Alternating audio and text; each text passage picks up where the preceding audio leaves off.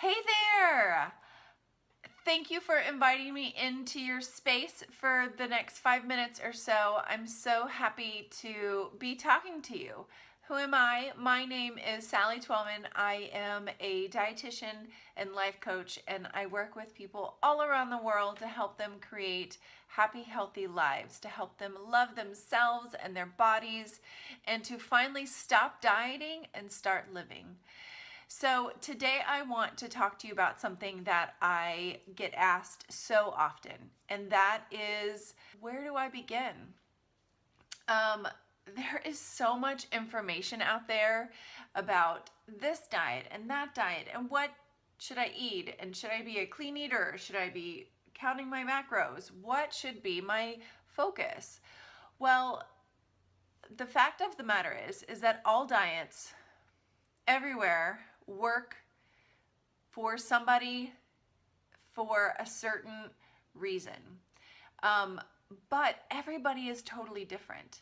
And so you can't take what works for one person and apply it hook, line, and sinker in your life, because that is a recipe for failure and feelings of not enough and like you're failing. And so not only will you not be at your goal, you are actually further down the hole of not feeling good.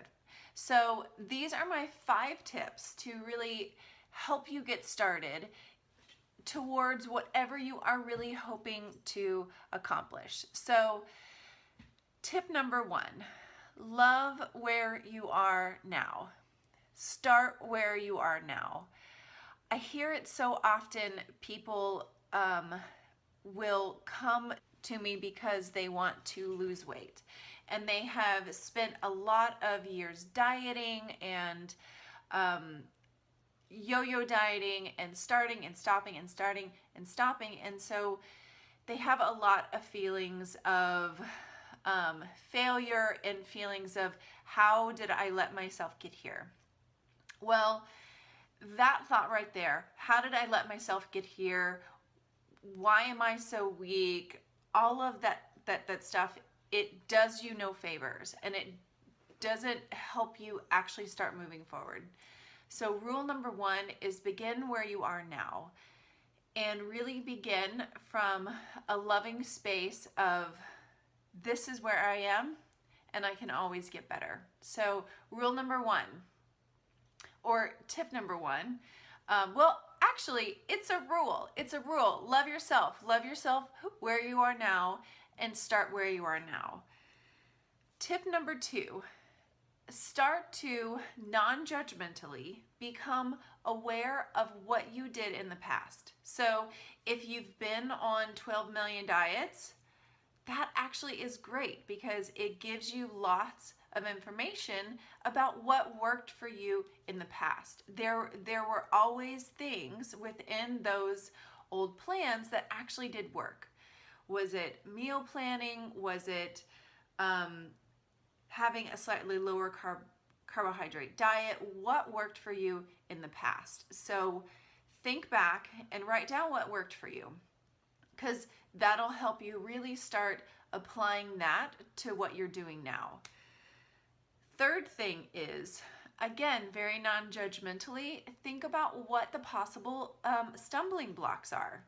One of the big stumbling blocks for me that I see in lots of my clients is emotional eating and the nighttime snacking. So if you know one of the big stumbling blocks for you in the past has been nighttime snacking, write that down and really put that on your radar.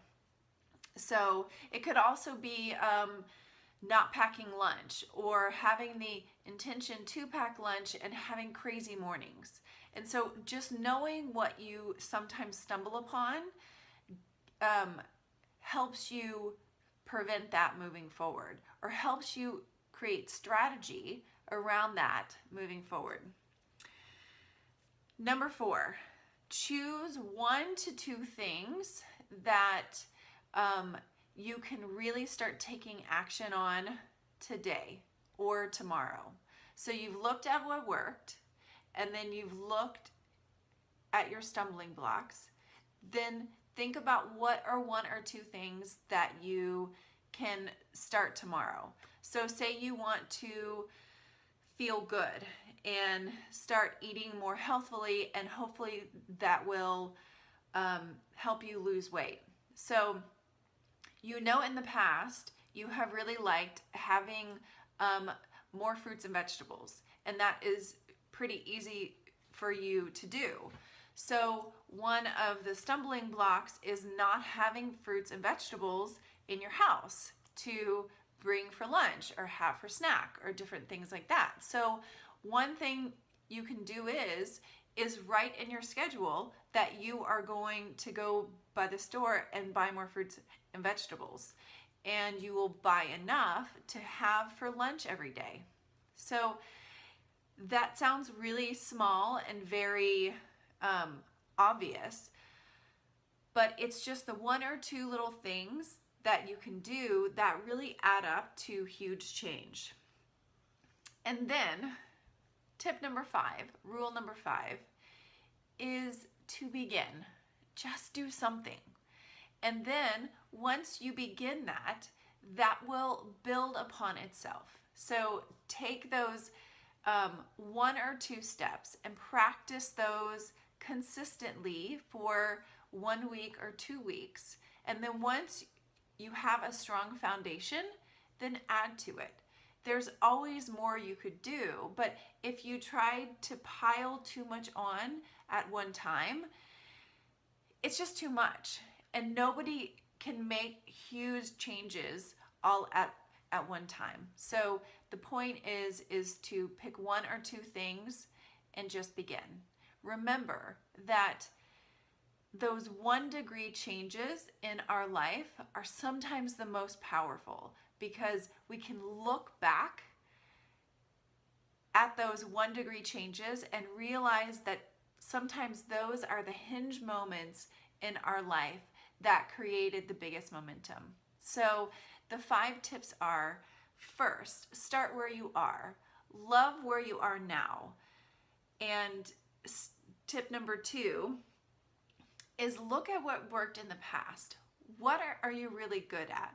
And really build upon your strengths. We so often only focus on what we need to change and what we're not good at, but really focus on what you are good at and build upon your strengths.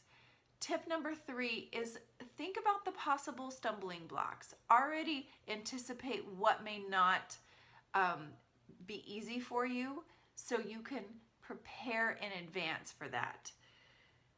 Tip number 4 is choose 1 to 2 small things that you can do that are a big enough stretch, but are not too unmanageable, so that you feel out of control.